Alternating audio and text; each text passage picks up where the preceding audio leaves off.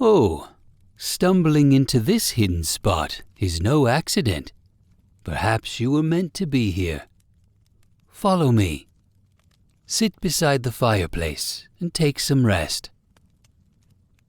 There will be a long journey ahead of you, so feel free to relax a bit and listen to my stories. Are you all set? Good. Tonight we travel to a kingdom that no longer appears on any map. Camavor, a land of knights and conquest, where a second son inherited a crown he was never meant to wear. He found a seamstress in a poor quarter and made her his queen, and he loved her the way a man loves a thing he owns. That love unmade an island, and then it reached for the world. His name is Viego. Camavor sat on an eastern continent of Runeterra, and if you were to unroll a map of the world today, you would not find it marked there. The records that named its borders were burned during the Rune Wars, and the kingdoms that came after wrote their own stories over the ashes. What survives comes down through the mouths of the dead, through wraiths who still remember the shape of the streets they walked. They say it was founded by twins, Camor and Avora, and that the kingdom carried the temperament of its founders long after their bones went into the ground. The kingdom was built on conquest.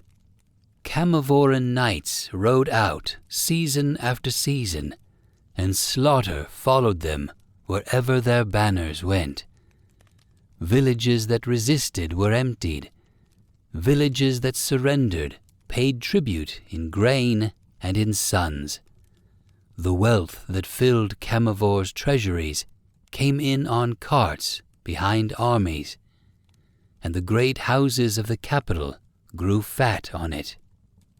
Their halls were hung with the arms of the dead, and their sons were raised to believe that a life without a campaign behind it amounted to a wasted one. Steel was the currency of respect there, and the man who carried the most of it sat closest to the throne. At the center of that machine stood the Iron Order, the kingdom's elite knightly order. They were the ones the crown sent when a matter required finishing rather than negotiating. Their armor was heavy and dark, their horses bred for weight and endurance rather than speed, and the sound of them arriving in a valley was enough to end most disputes before a blade came out. Camavor's neighbors knew that sound.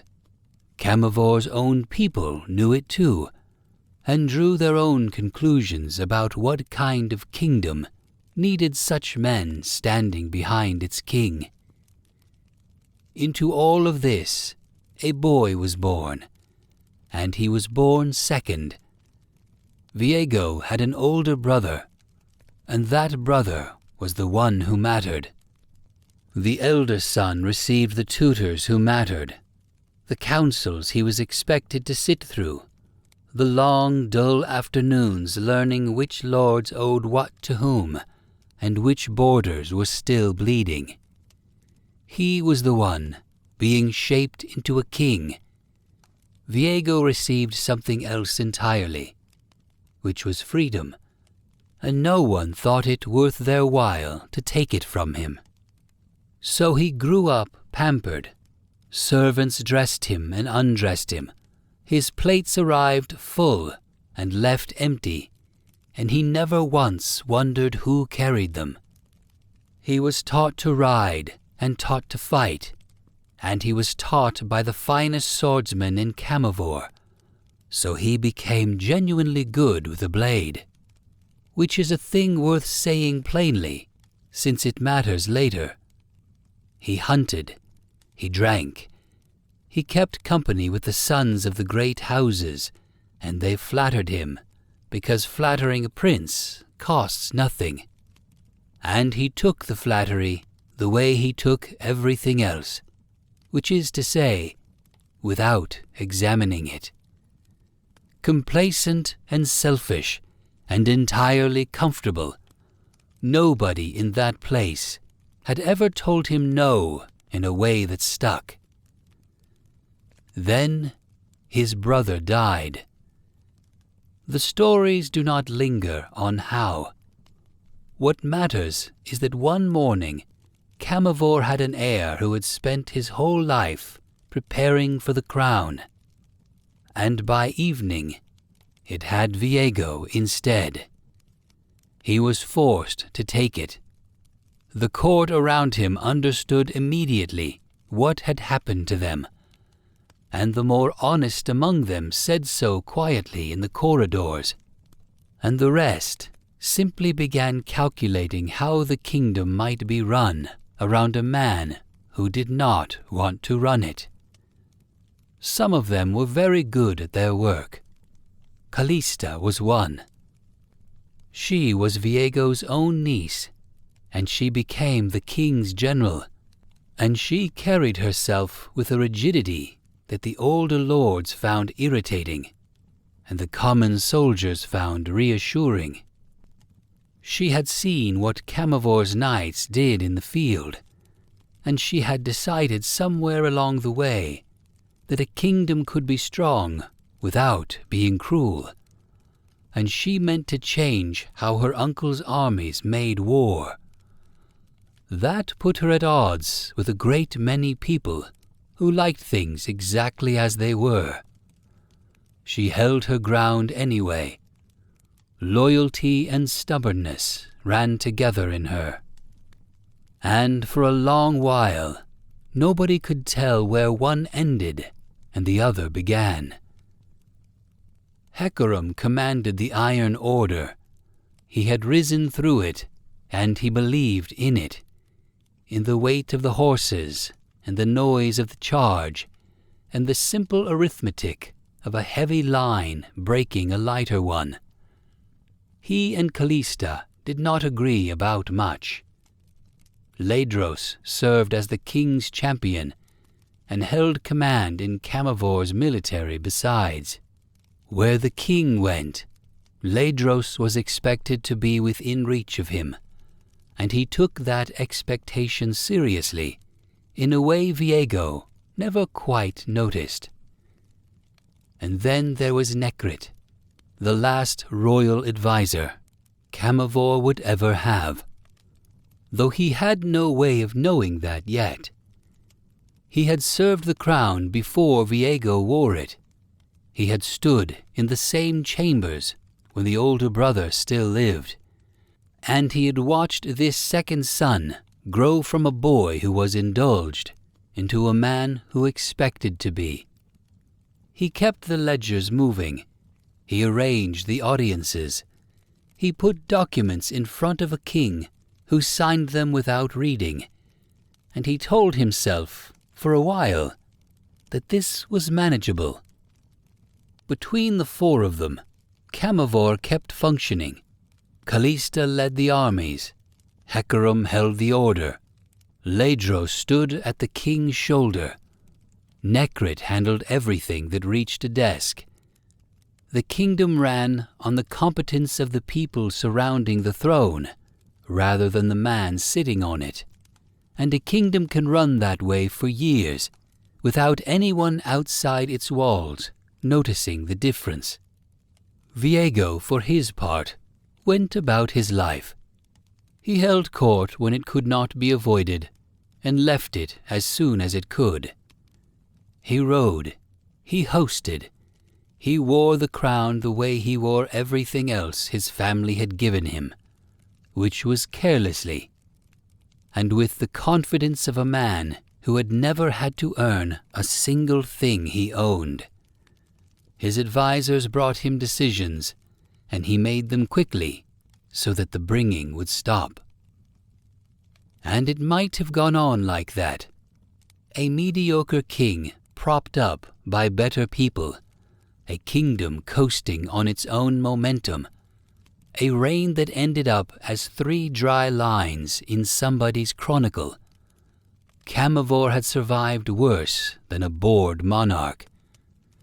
But sometime shortly after that crown came down onto his head, King Viego went out among his own people, and in some poor quarter of his own kingdom he met a seamstress. Her name was Isolde, and she was poor, and she sewed. She worked with thread and cloth, and she loved every single thing that came out of her hands. A hem that lay flat, a seam that held. She would finish a piece and turn it over and look at the back of it, where nobody would ever look, and she would be pleased with what she saw there. Her fingers carried the small scars that came from years of needles, and her eyes had the squint that comes from working by whatever light there was. She made a doll. Out of string and scraps she built it a body, and she gave it a face, and she named it Gwen. That doll went everywhere with her. She patched it when it wore through, and she talked to it while she worked, the way a person does when they spend long hours alone with their busy hands. Of everything Isolde ever made, Gwen was the one she loved most. Keep that doll in mind. It sits quietly in the corner of this story for a very long time. And then, one day, it stands up. Viego met her shortly after the crown came down on his head. A king in a poor quarter, a seamstress at her work, and whatever passed between them in that first meeting, it took hold of both of them completely. What followed was fast. There was no long courtship, no seasons of letters, no careful negotiation between houses. He fell in love, and she fell in love, and they were married. And Isolde went from a room with a workbench in it to the queen's apartments in the Camivoran palace. The great houses learned about it, and then had to stand in the receiving line and bow to her. They hated it, every one of them. Camivore's nobility had spent generations marrying each other in careful patterns, trading daughters for alliances and sons for land, and they had all assumed the new king's marriage would be another card played in that same game.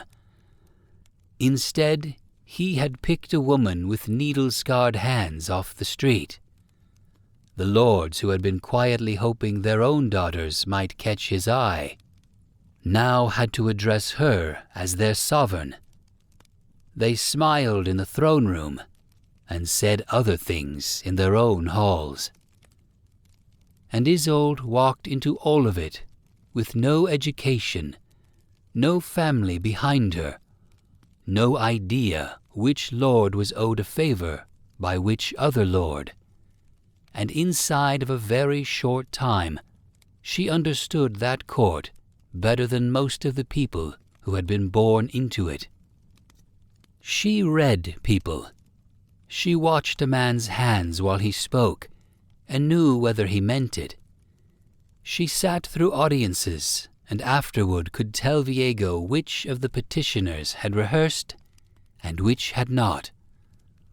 The lords who dismissed her as a decoration found themselves outmaneuvered by her in small ways they could not quite trace, and then in larger ways they could. Political sense of that kind cannot be taught in a schoolroom, and Isolde had it whole, the way some people simply have perfect pitch. She used it. That is the part worth sitting with. She had come from a poor quarter, and she remembered the arithmetic of it. So she went to her husband about the eastern barracks. The kitchens there ran all day, feeding soldiers, and then went cold at night. Isolde had them opened, after dark, to feed the poor and the needy of the city. And the pots that would have sat empty until morning fed people who had nothing. Word of that travelled through the lower quarters faster than any proclamation. Whatever they thought of the king, they knew who had done that. Then she went further. She persuaded Viego to give a seat on the council to an elected representative of the lower classes, a voice in the room where Camivor's decisions were made, chosen by the people who had never had one. That had not happened before in the history of the kingdom. The lords sat around that table and looked at the new chair and understood exactly where it had come from. So Isolde was a queen in the working sense of the word. She fed people. She changed how the council was seated. She read the room better than the men who had spent their lives in it. And Viego adored her. And the shape of that adoration is where this story starts going wrong. He would not go anywhere without her. Anywhere. A journey to inspect a border front, a hunt, an afternoon's ride. And if Isolde could not come, then Viego did not go. His days arranged themselves entirely around where she was. The court noticed it. Necrit noticed it. Standing there with documents that needed a king's attention while the king asked after the queen. And he expected things of her. Specific things. He had ideas about how his queen ought to speak, and how she ought to hold herself, and what she ought to be. And when she came up short of those ideas, he told her so. He berated her for it. A perfectionist's love, measuring her against a picture he carried in his own head. And the picture never quite matched the woman standing in front of him. She fed the poor and reformed his counsel, and he corrected her posture. She stayed. She loved him, and the accounts are clear on that. And she cared for him through all of it.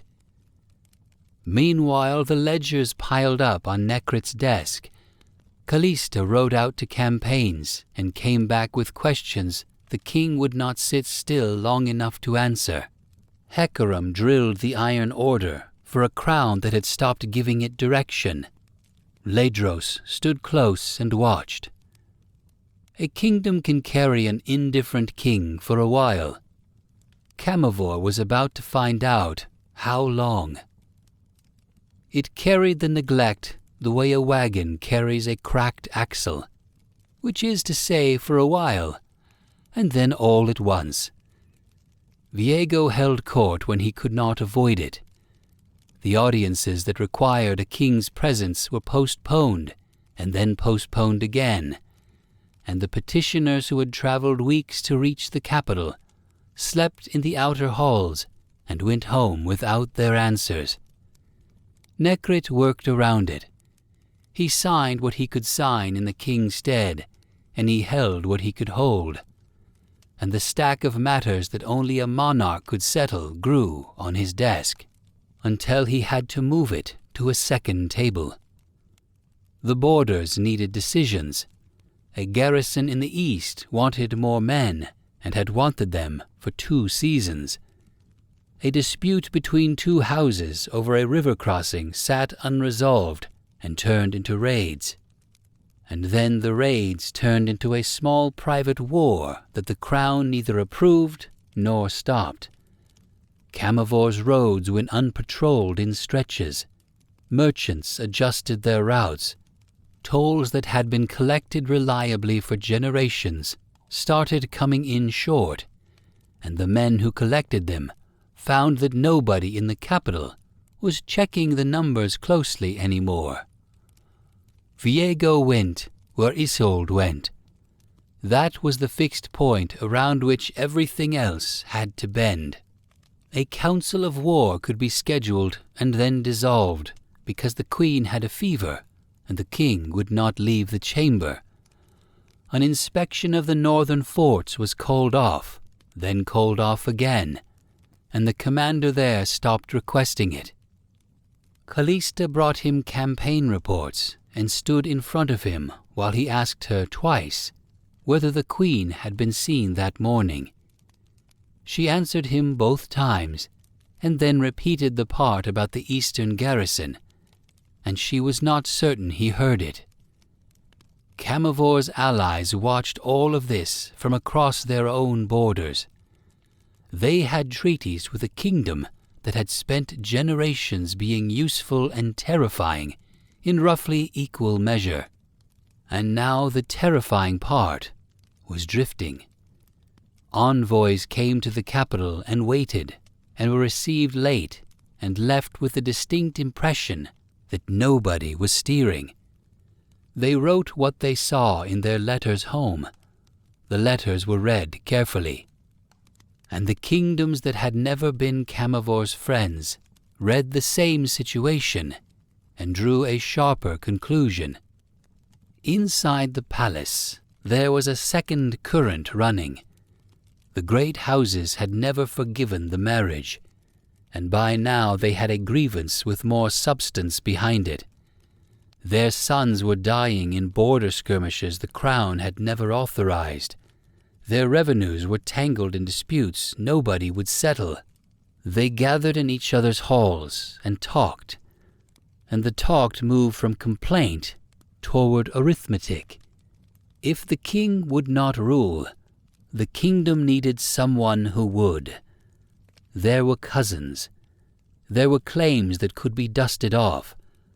Camavor's history had precedents for the removal of a king, and everyone at those tables knew them.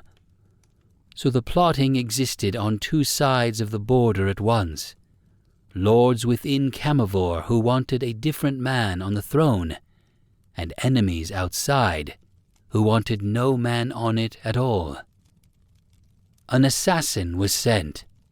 The blade he carried was poisoned, and the poison was chosen with care by someone who understood that a king in a palace does not die easily from a shallow cut.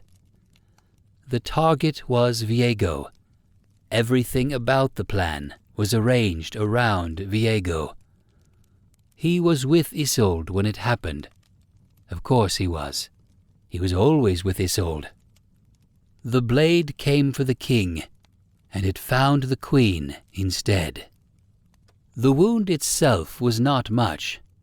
That is the detail that mattered later, and mattered horribly. A cut, bleeding, the kind of injury a soldier would have bound and forgotten. The assassin was taken. Ledros or the guards or whoever reached her first got her off the floor and onto a bed and sent for the physicians. And the physicians came at a run and looked at the wound and were for a short while unworried. Then the poison started working. They watched her over the following hours and the following days, and they could not name what was in her. Camavor's physicians were competent men who had treated battlefield wounds and fevers and the ordinary catastrophes of a wealthy court, and they laid out their instruments and their theories, and none of it touched this. They tried purges. They tried poultices drawn from every text they had. The color went out of her face and stayed out.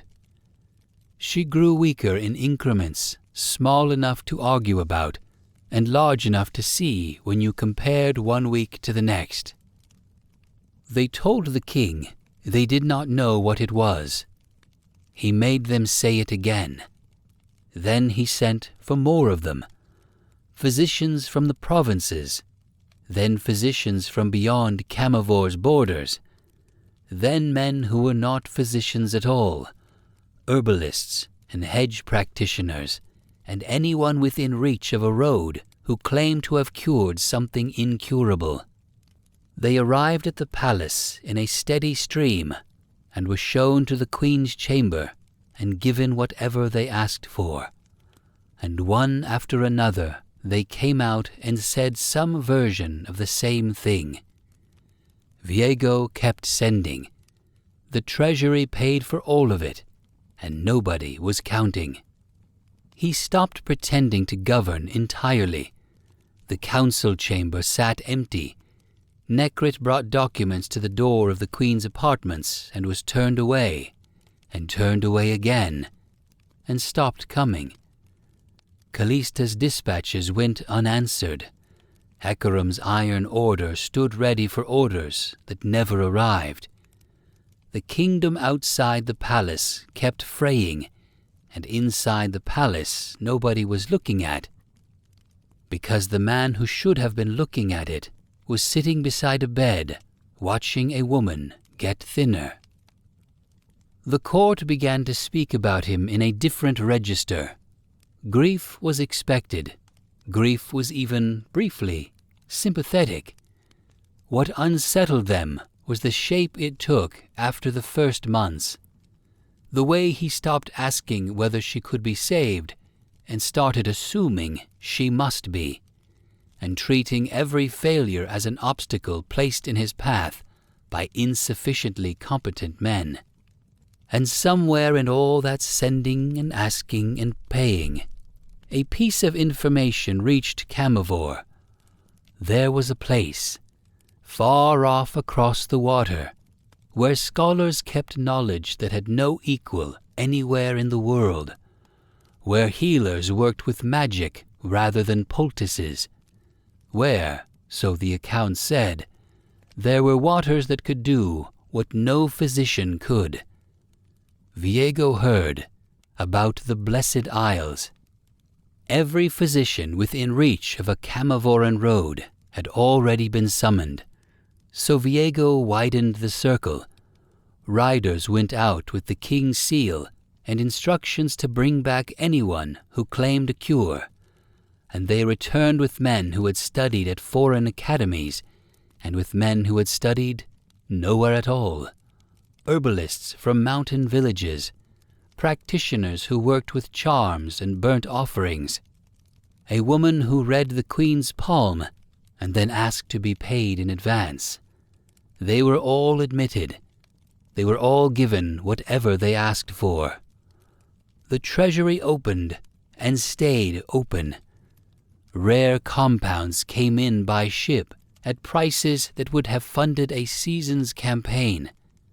Whole strong rooms of coin went out for a single sealed jar carried by a man who swore it had come from the far south.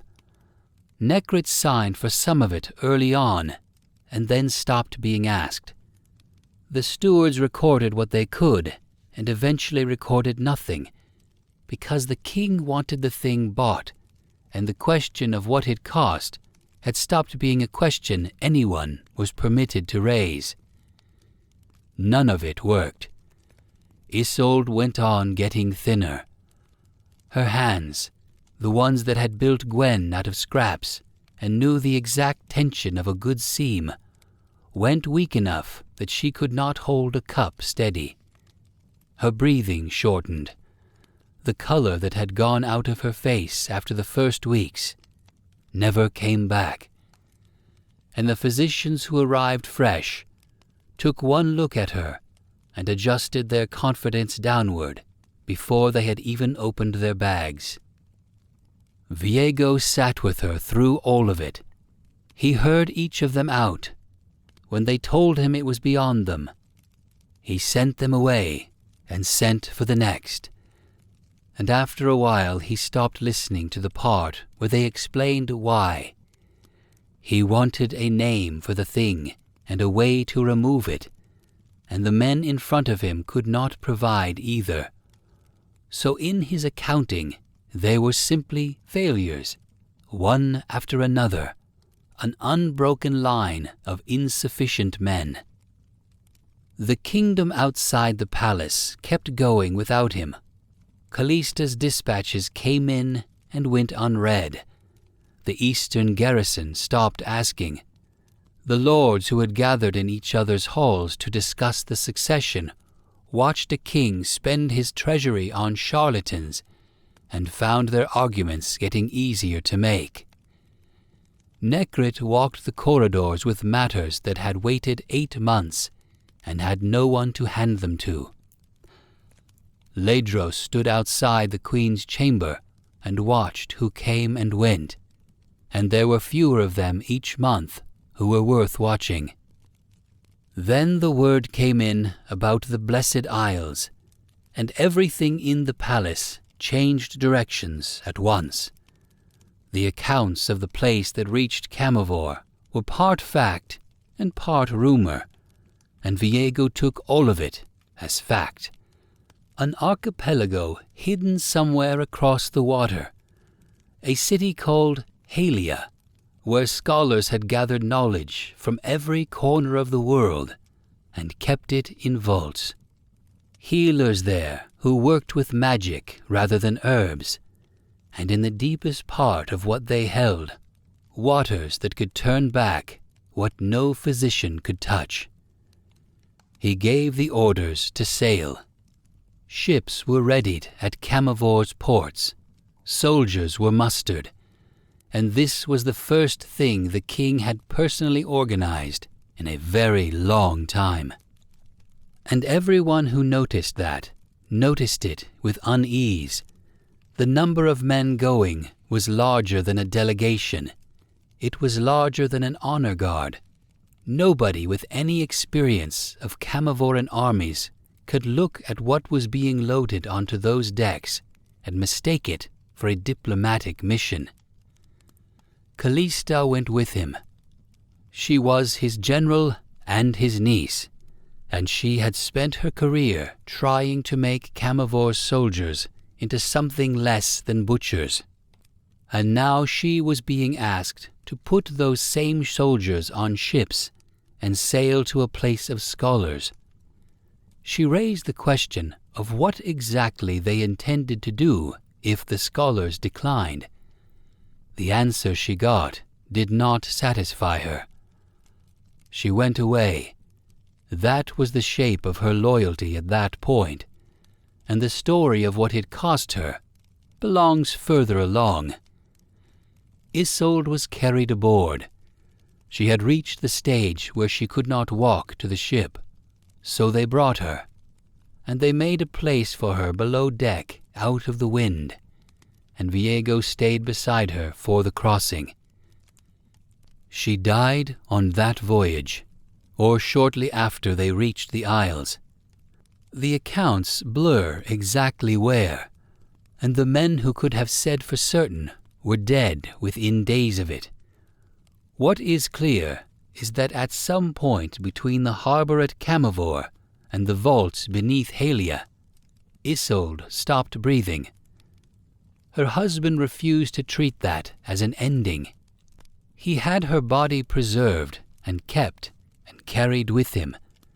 He did not turn the ships around. In his understanding of what was happening, her death was the reason for the journey, rather than the thing that made the journey pointless, because he was sailing toward waters that undid death, and now he simply had a more urgent case to present. The men around him watched him make that adjustment without breaking stride, and some of them understood in that moment exactly what they were sailing toward. The fleet came in sight of the Blessed Isles with a dead queen in the hold and an army on the decks, and the mist that had hidden those islands for centuries began to part in front of them. The Blessed Isles sat in the water as a scattering of islands that most sailors could pass within sight of and never see, because the hollowed mist lay over them and turned them aside. It was a pale mist, and it moved with intention, thickening where it was unwelcome and thinning where it chose, and the isles had been kept that way for longer than Camivor had existed as a kingdom. At the center of it stood Halia. The city had grown up around the collecting of knowledge, and its buildings were built to hold that knowledge rather than to defend it. Libraries with shelves running the full height of the walls, halls where scholars sat over texts brought in from every corner of the world. Beneath the city, vaults cut into the rock, and inside those vaults, the things that had been judged too dangerous to leave on open shelves. The people there were scholars and healers and mystics. They studied. They argued with each other about their studies, and they treated the sick who managed to find them. They had gathered artifacts and manuscripts and specimens across centuries, and they kept meticulous records of all of it. The masters of Halia governed the whole arrangement, and their chief responsibility was deciding what could be taken out of the vaults and by whom, and their answer to most requests was no. Among the people living on the Isles were the Vasani, a nomadic Vastayan tribe whose wandering had brought them there and who had stayed. They had made themselves allies of Halia. Their specialty was magic that worked on memory, and they studied the hollow mist itself and learned to draw on it, enchanting golems and building devices and cutting sunstones that could hold what a mind had held. They had vaults of their own beneath the Isles. Their work is a thread that comes back into this story much later, carried by a fox who does not know yet that any of this happened. And somewhere in the deepest part of what Halia guarded were the waters of life. The waters were sealed. The masters knew what they held and had decided a long time before Viego was born that this particular thing would stay behind stone. Life ran through those waters in a raw form, and the scholars who had studied them had concluded that what came out of them depended entirely on what went in. A body that was merely sick was one question. A body that was dead and full of poison was a very different one. So the seal stayed on, and the masters treated any request to lift it as a request to be refused. Then Camivoran ships came out of the water, and the mist let them through. The accounts differ on how that happened. Some say Halia opened to them, as it had opened to the desperate before, and that Viego was received as a grieving king with a legitimate petition. Others say the mist was forced, that whatever was aboard those ships, or in Viego's own bearing, pushed the hollowed mist aside without anyone on the Isles agreeing to it. The men who could have settled the question were all dead within the week. What is certain is that Camivoran soldiers came ashore on islands that had never had soldiers on them. Viego came before the masters of Halia with his wife's preserved body and made his case. He knew what they had. He named it. He told them what he wanted done, and he told them what he would pay. And the treasury of Camivor was a large thing to put on a table, even in a place that cared little for coin. The masters heard him out. They understood grief, and there were people in that hall who had lost their own and could recognize what was standing in front of them. Then they told him no. They explained it as clearly as they could. The waters had never been intended to reverse death. What came back from that spring came back shaped by what it had been when it went in. And Isolde had gone in dead, and gone in poisoned, and gone in with weeks of dying already worked into her. Whatever the waters gave back would be built out of those materials. That was the whole of their argument, and they believed it completely. Viego heard the word no. He had heard it exactly once before in his life, from the poison that would not leave his wife's body, and he had answered that by emptying a kingdom's treasury and summoning every practitioner within reach. Now a group of scholars in robes stood between him and the thing that would fix it, and they were giving him reasons, and the reasons meant nothing to him, because reasons had never once been the thing that stopped him from having what he wanted. The masters were not soldiers. Their cities had no walls worth the name, no garrison, no plan for what to do if the people who came asking decided to stop asking. That had never been necessary before. The mist had always been enough. Outside the hall, Camivor's army waited on the shore with its weapons still sheathed, and Callista stood among them, and she had already asked her uncle in Camivor what he intended to do if the answer came back as a refusal, and she had not received an answer she liked. Viego turned from the masters and gave the order. The soldiers came up through Halia's streets, and the scholars had nothing to put in front of them. There were no walls around that city, no gate to bar, no militia to call out.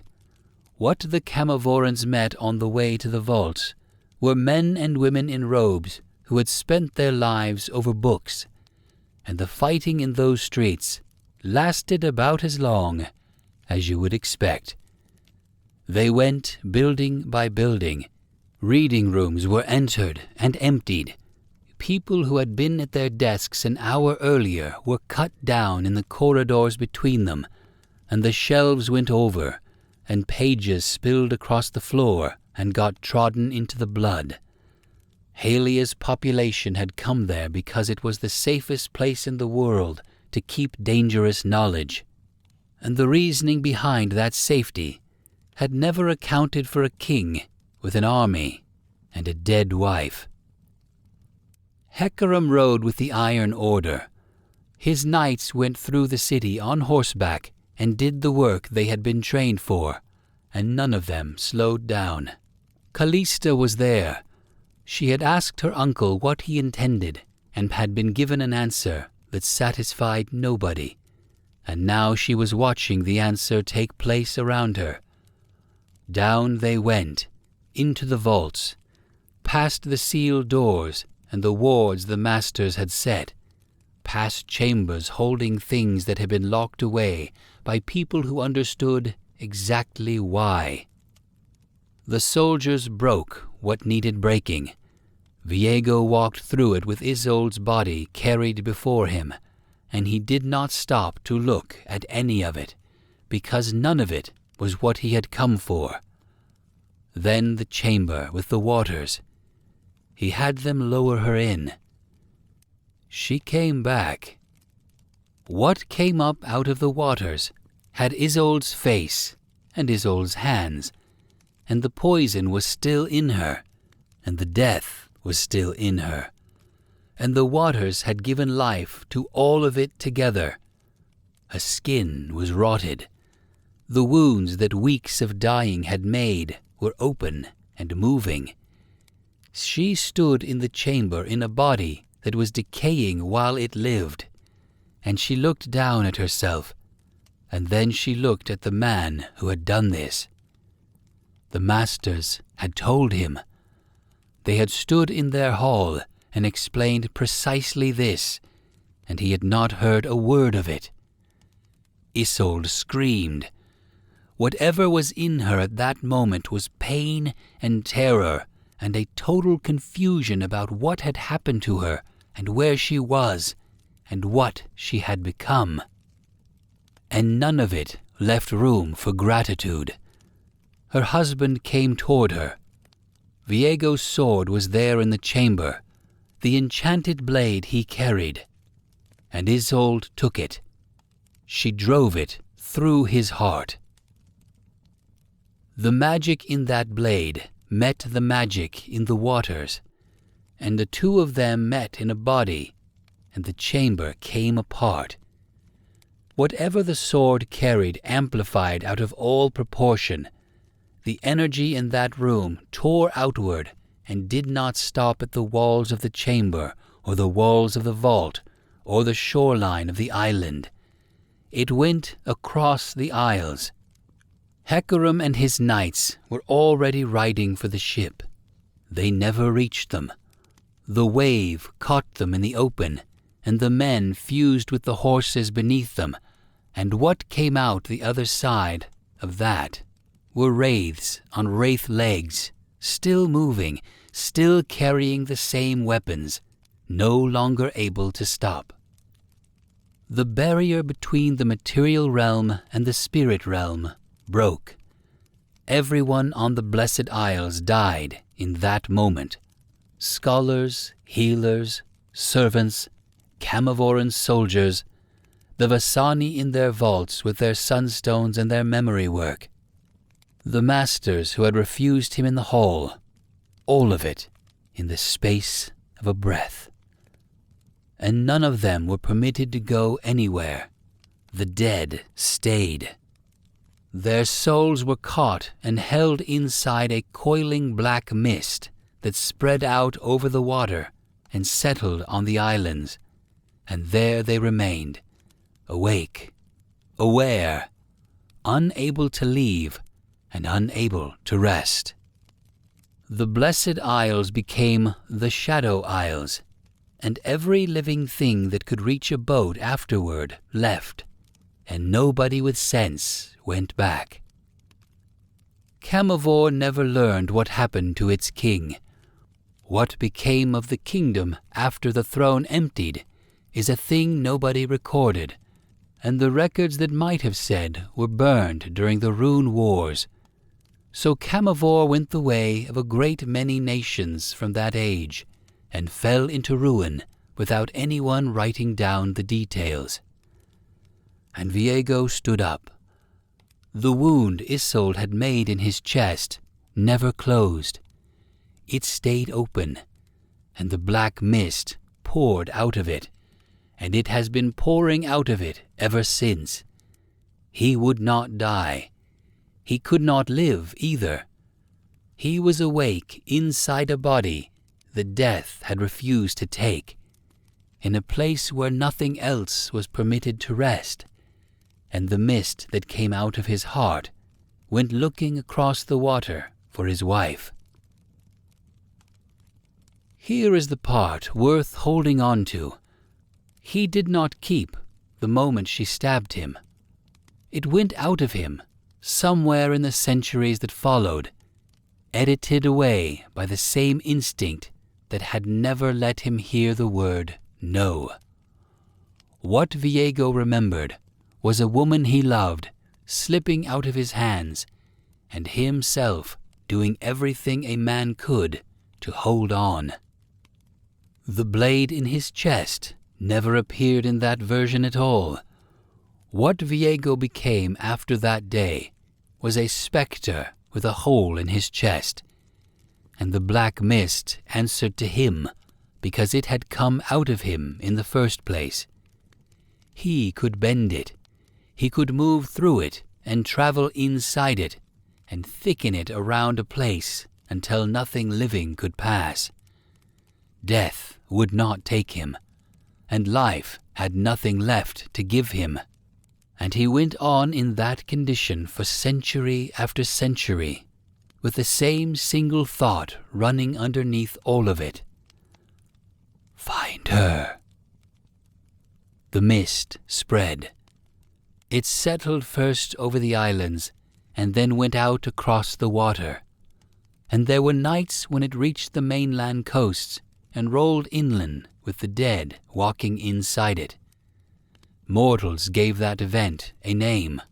They called it the Harrowing, and it came without warning, and without any pattern anyone could predict.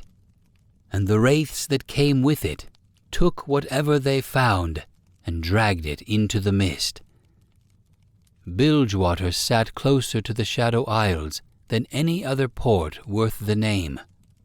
So Bilgewater learned the harrowing better than anyone. The people there built their year around it. They carved wards and hung them from every doorframe and every mast. They kept lanterns burning through the dark nights. Sailors paid good coin for charms they half believed in and would not go to sea without. Whole districts of that city stood emptied and rebuilt more than once because the mist had come through them. And the survivors put the roofs back on and went on living there because the fishing was good and there was nowhere else to go. Back on the Isles, the dead accumulated. Thresh had been a soul warden in Halia before the ruination. One of the men trusted to guard the vaults, and whatever cruelty he already carried was multiplied by what he became afterward. He collected souls now and enjoyed the collecting. Maokai had been a nature spirit of the Blessed Isles, part of what had made those islands green, and the mist took him along with everything else and left him twisted and rooted in a place that had turned poisonous around him. Yorick came out of it as the last living man on those islands, a gravedigger surrounded by things that would not stay in graves. Callista had been Viego's general and his niece, and she had watched her uncle destroy a city over a corpse, and what she became afterward was a spirit of vengeance who answered the oaths of the betrayed. Hecarim and his knights of the Iron Order still rode. They had been fused to their horses in the blast, and they charged across the isles in formation, doing the same work they had done in life, with nothing left to stop them. Ledros stayed too, still the king's champion, still holding a post that had lost its meaning. Nekrit was there. The last royal advisor of Camivor kept his shape as an undead shade, and he kept his memory, which was worse. He remembered the boy who had been given a crown he never wanted, and the seamstress who fed the poor from the eastern barracks, and the voyage, and the vaults, and he had to go on remembering all of it in a place where nothing ended. Maokai and Yorick both wanted the same thing across all those centuries, which was to see the Blessed Isles restored and the dead released. Neither of them had any idea how to do it. Viego himself was not always awake. For long stretches he dissolved and scattered, spread thin through the mist, with his will diffused across the whole archipelago, present everywhere and concentrated nowhere. The harrowing still came during those periods, driven by whatever remained of his intention when the rest of him had gone hazy. Then something would stir him, and he would gather again, and the mist would thicken, and the crown of a dead queen would become the only thought in the world. The Isles today are ruin. The towers of Halia stand with their roofs gone and their shelves rotted, and the pages long since turned to nothing. The harbors are drowned, and the hulls of ships from a dozen different centuries lie in the shallows where the mist caught them. Vegetation grows there in shapes that vegetation should not take. The Vasani vaults are still down beneath the stone, with their sunstones and their memory machines waiting in the dark, and Maokai's roots run through those vaults, and the mist runs through the roots. Nothing living stays on those islands. Ships that go there do not generally come back, and the crews of Bilgewater would tell you so for free. Which brings us to Thresh, who had been sitting on those islands for centuries with a great deal of patience and a very specific idea about what to do with a sleeping king. Thresh had built himself a fortress on the Shadow Isles, and filled it with the things he had taken from people, chains and lanterns and objects pulled off the dead, arranged in a place he called the Library of Agony, where he kept his collection the way other men keep books. Some of what sat on those shelves came from Halia's vaults. Some of it came from the Vasani, artifacts made for holding memory that Thresh had gathered because anything that could hold a memory could also hold a soul. He used those artifacts to stir the mist. It thickened at his direction and rose into walls that would not let anything through, and the walls stood around his fortress and kept him unobserved. That same working reached down into the Vasani vaults beneath the isles where Maoke's roots ran, and the mist got into the roots and sickened them, and the tree spirit weakened year by year without understanding why. Thresh had a plan behind all of it, and the plan was Viego. The king had been scattered in the mist a long while, and Thresh wanted him gathered and awake. What he wanted from that is exactly what he always wants, a man who has spent centuries looking for one woman and cannot find her, brought back to consciousness and set loose, would generate more suffering than any single soul Thresh could torment by hand. He needed artifacts of power to do it. He had been assembling them. Gangplank came to the Isles around the same time.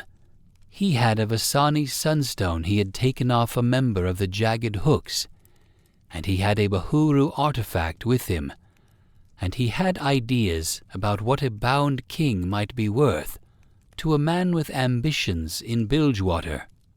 The charming lady came in behind him.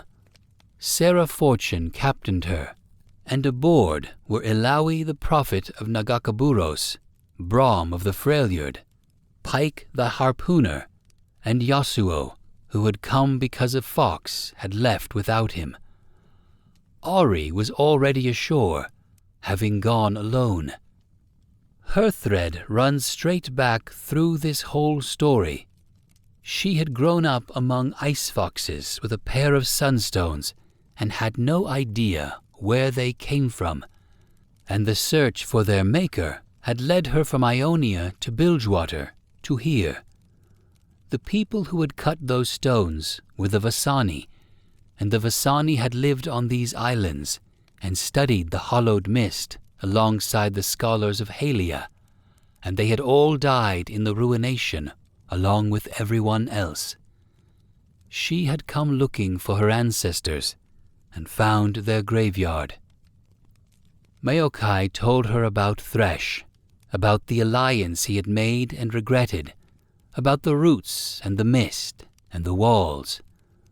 The crew found Maokai and nearly fought him, and Ari got between them in time and explained. Yasuo handled himself well enough that she stopped worrying about him. Then the work. They pushed the black mist out of one vault, and Ari learned there that her people had built a technology for preserving memory. They cleansed Maokai's roots and found him still too weak to clear the walls. He gave Ilawi a seed to be blessed, and Pike located an undersea temple of the Bahuru, and Ilawi persuaded the serpent callers there to calm the monsters guarding it. And the crew went down and purified the seed. Ari lent her power to that, and nearly lost herself in the corruption inside it before she came back. On the way to Maokai's grove, they met Nekrit, and the Shade told them what he had watched happen. Camivore, the Queen, the Waters. He warned them that Thresh meant to wake Viego with artifacts of power, and that the ritual had to be stopped. And then he was gone.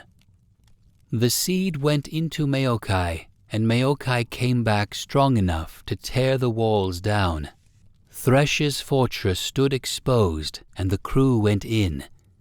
In the Library of Agony, Ari found the Vasani artifacts and Gangplank's sunstone, and she understood then what a sunstone actually was, which was a vessel for holding memories, and she took it even though it had been drained down to residue.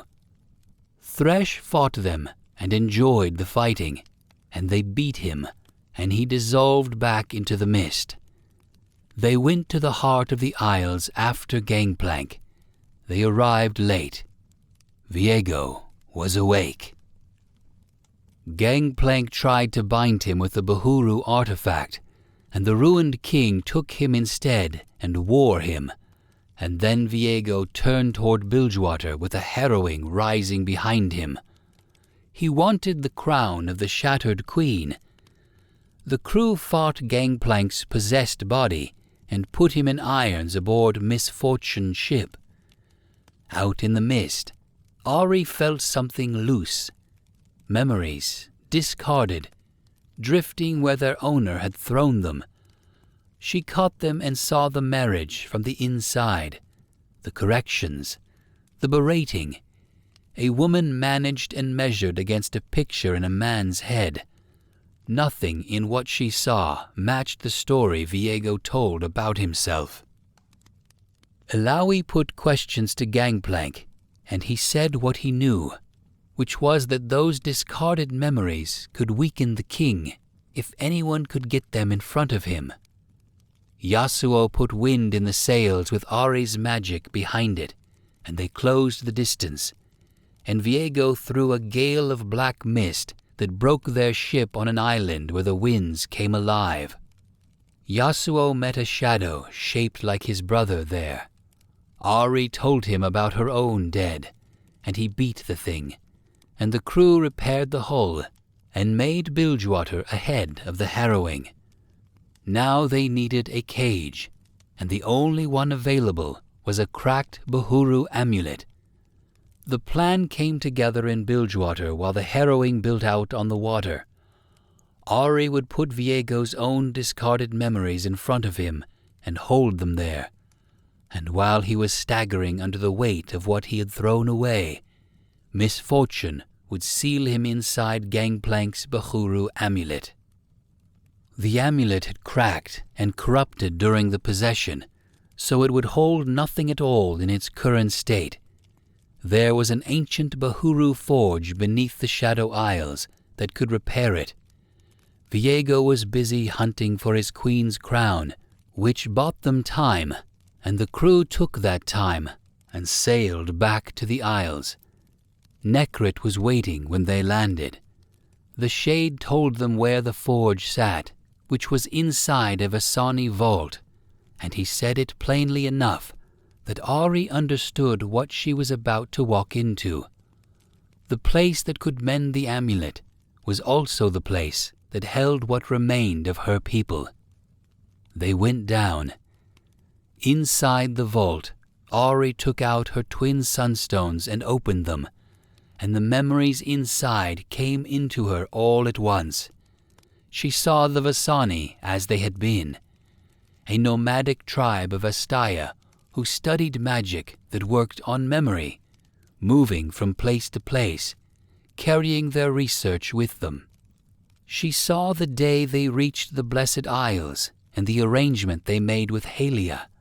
She saw them studying the hollowed mist and learning to draw on it, using it to enchant golems and build devices and cut stones exactly like the ones in her hands.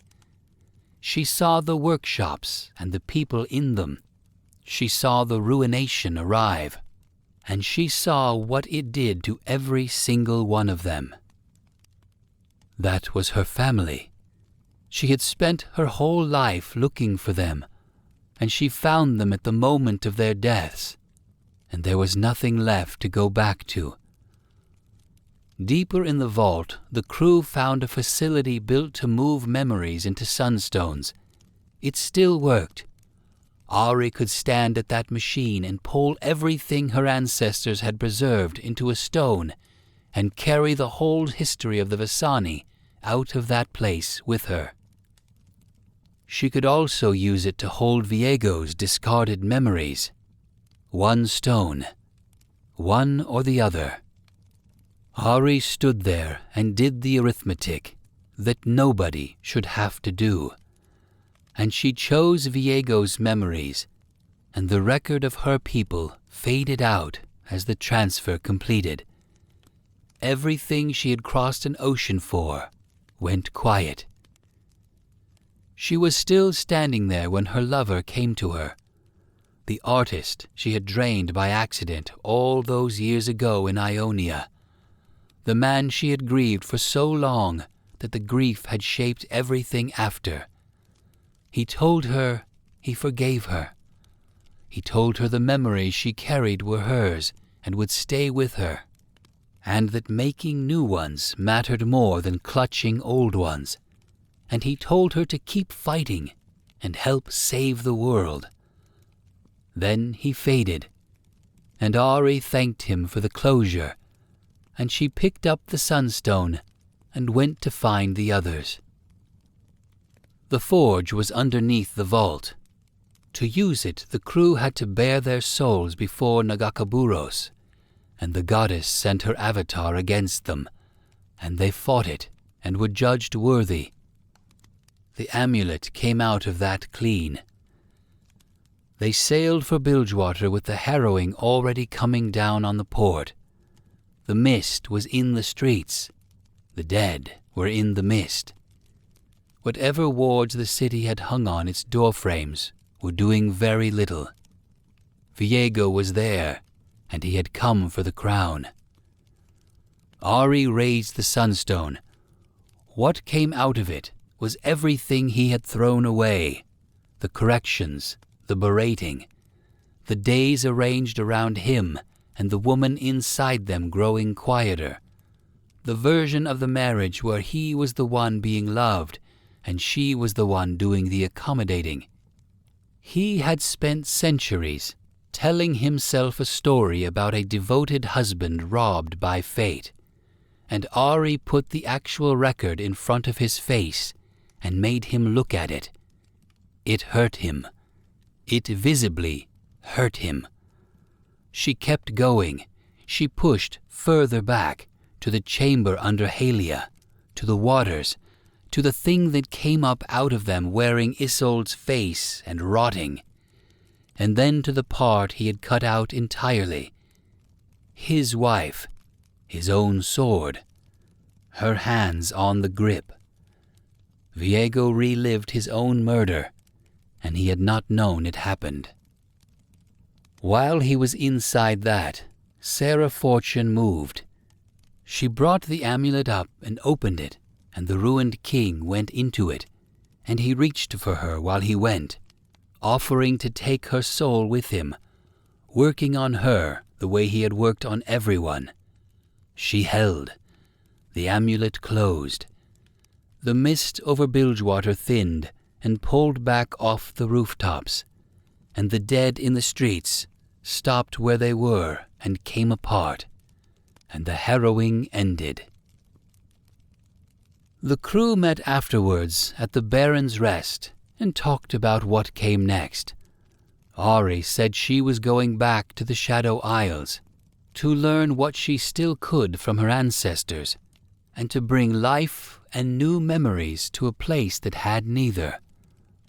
They had a king in a locket, and they thought that was the end of it. The amulet held him for a while. Viego broke out of it, and when he came out knowing something new. Isolde's soul had never gone anywhere whole. It had come apart in the ruination and scattered across Runeterra in pieces called fetters, lodged in people and things, and each fragment carried some part of the woman he had been chasing for centuries. He had spent all that time looking for a body and a crown when what he needed was to gather the pieces. He found one of them inside Senna Abaru. Senna was a sentinel of light, and she was Lucian's wife, and she had already survived being trapped inside Thresh's lantern and come back out of it.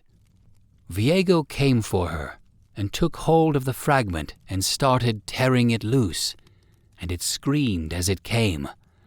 And Lucian got there and forced him off her. Viego kept a portion. Senna kept her life and part of herself, and after that she and Lucian had one purpose between them. 2 more fetters had names by then. The Maiden of the Mist was one, that pale shape that drifted at Yorick's side, and Gwen was the other, the doll Isolde had made out of scraps and loved more than anything else she built, now walking on her own with a pair of scissors in her hands. Viego wanted all of them, and to get them, he needed the world dark. Vex found him around this point. A yordle who liked gloom the way other people like sunlight, and she looked at a man who intended to plunge the whole world into darkness and thought he was magnificent. She amplified what he could do. With her behind him, the black mist stopped being an island problem. The ruination went global. Mist rolled over every coast and every border. It came inland across places that had never seen a harrowing, and it reached people who had only heard about the Shadow Isles in stories. And Viego bent champions to his will as he went. Draven, Karma, Misfortune, who had sealed him once, Pantheon, Shivana. He wore them and used them and moved on. The Sentinels of Light raced him for the fragments. Akshan rode with them, and a sentinel rookie rode with them, and they gathered what they could and fought him where they found him, and the mist kept spreading. Vex left him. She had signed on for darkness for its own sake, and somewhere in all of it she found out what the darkness was actually for. He was doing this for love. He wanted his wife back. Vex heard that and walked away from him and left him to it. The Sentinels made their final assault on the Shadow Isles. He held them off with everything he had, and while they were held, he took the last 3 fragments out of Senna, out of Gwen, and out of the Maiden of the Mist. Then he carried them to Camavor. He assembled her there, in the ruins of the kingdom he had emptied out, every piece back in its place. Isolde stood in front of her husband, whole, for the first time since a chamber under Halia, and she looked at him. She saw what he had made of himself over those centuries. She saw the hole in his chest, and the mist coming out of it, and the obsession that had eaten the world to reach this room. She understood that whatever this thing in front of her was, it was going to keep going, and it would keep going forever, and it would take everything in reach with it. She asked to be put to rest. Akshan was there. She turned to him and asked, and Akshan raised the absolver and destroyed her. The fragments came apart again and went back where they belonged. Senna lived. Gwen lived. The Maiden of the Mist was restored. And Viego, standing in the wreckage of the only thing he had ever wanted, was set upon by the sentinels and beaten, and they bound him in the hollowed mist and left him there. He is still in Camavor, still restrained.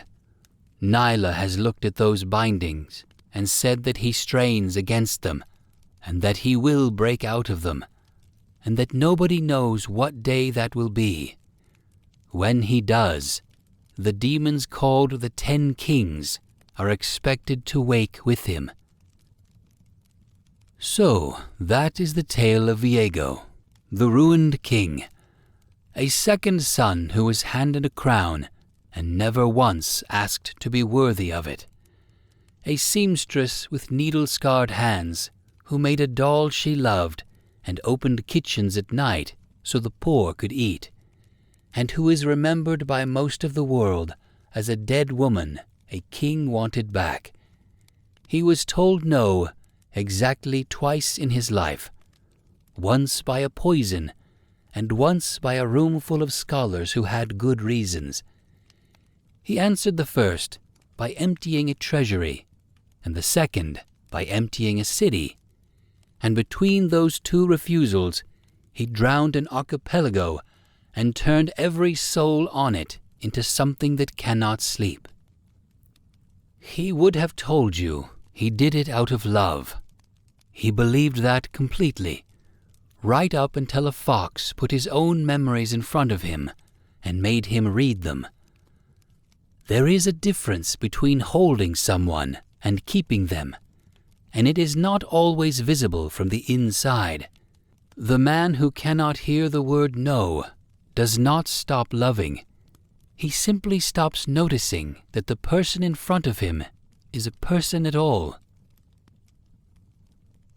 The fire is low now, and you have had a long enough journey without carrying all of that to bed with you. Rest here as long as you like. The mist stays out there where it belongs, and Camivore is very far away. And there will be another story waiting whenever you find your way back to this place. Sleep well, traveler.